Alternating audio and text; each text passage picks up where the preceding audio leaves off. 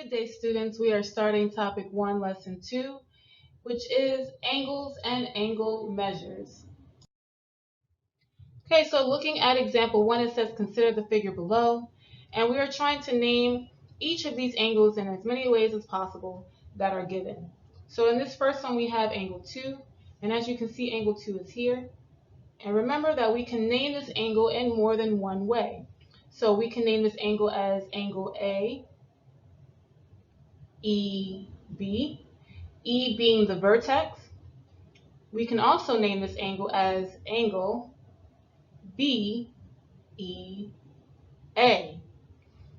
So here we have two names of this angle 2, as we have angle AEB and angle BEA.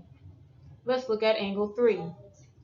As you can see, angle 3 is here, and I can name this angle in two ways as well. It can be angle BEC or angle CEB. And then the last angle we have here is angle 4. And angle 4 can be named in two possible ways, and that is angle CED or angle DEC. So you're probably saying to yourself, well, why can't I just name any of these angles E? Well, as you can see, all three of these angles, angle 2, 3, and 4, share a common vertex, and that is angle E. So in all the names that we've named for angles 2, 3, and 4, they all share the common vertex of E. Therefore, we cannot just name the angles E. We have to be specific in how we name our angles. Okay, so we're on example 2, and it says use the figure below to fill in the blanks that define angles below as acute, obtuse, right, or straight. So let's look at the first angle. We have angle FGL, and FGL is located here. So I'm going to go ahead and highlight this angle FGL. And as we can see, we see that this angle is less than 90 degrees. So 90 degrees is located here. That's our 90-degree angle. And we see that if I start from 0 and start from 0 of the ray GL and go to the opposite ray, which is GF, I see that this ray or this angle opening is way less than 90 degrees. So of course I can define this angle as being acute. Now let's look at the next angle. Let me go ahead and erase this. Let's look at the next angle that we have here, which is KGF. So KGF.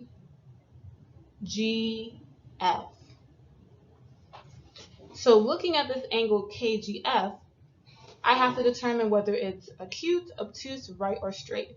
So I see here that it starts at 10 degrees, but then it ends somewhere in between 160 and 150.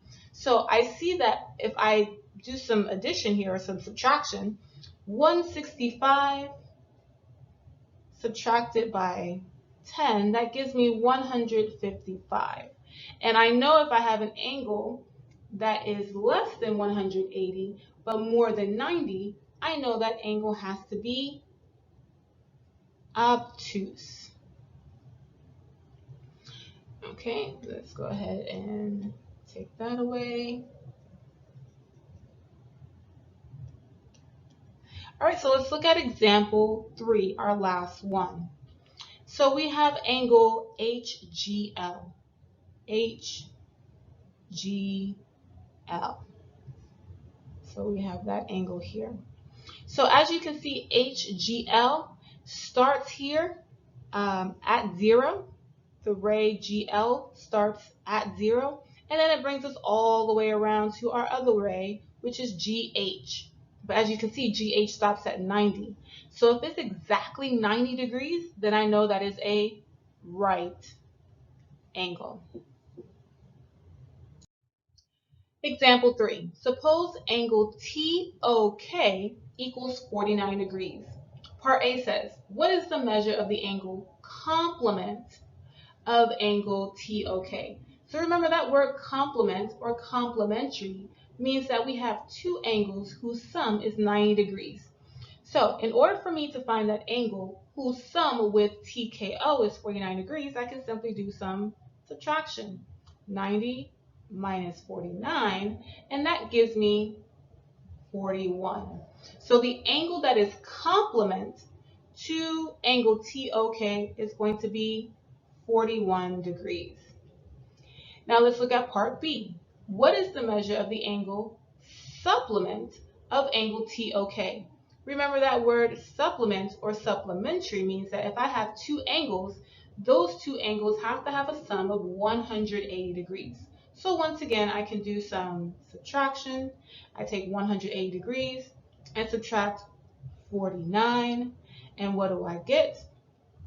I get 131 degrees. So that means the complement of angle TOK is 131 degrees. Example 4. Write the angle addition postulate and find the missing angles. So they give us the angle JKL. And they say find the measure of JKL if the measure of DKL equals 80 and the measure of JKD equals 65. So that tells me that this angle right here, JKD, told me that was 65 degrees. And then this angle right here is 80 degrees. So remember, it told me to use the angle addition postulate. So similar to the segment addition postulate, we're still going to use the SSS solving method. So first thing that we do is set up. So I can set up and say the measure of angle JKD plus the measure of angle, what was that, DKL is equal to the measure of angle JKL. So that's my setup. Now I'm going to substitute. What was the measure of angle JKD? Well, that was 65. And then what was the measure of angle DKL? Well, that was 80. And then we're trying to find this angle JKL. And then obviously here we solve. So 65 plus 85 gives us 145 degrees. So that means the measure of angle JKL equals 145 degrees. So you're probably saying, well, Ms. Rush-Lissade, all I had to do was just add the two together. Yes, that you could have done that, but I want to make sure that you use the SSS method, because if these values were algebraic expressions, then we couldn't just simply add the numbers together. Okay, last example, guys. Example 5 says, in the figure below, we have the measure of angle A at 3x plus 5. We have the measure of angle B at 5x minus 18. And we have the measure of angle C at 7x minus, and that is 2. I was about to write 12, y'all.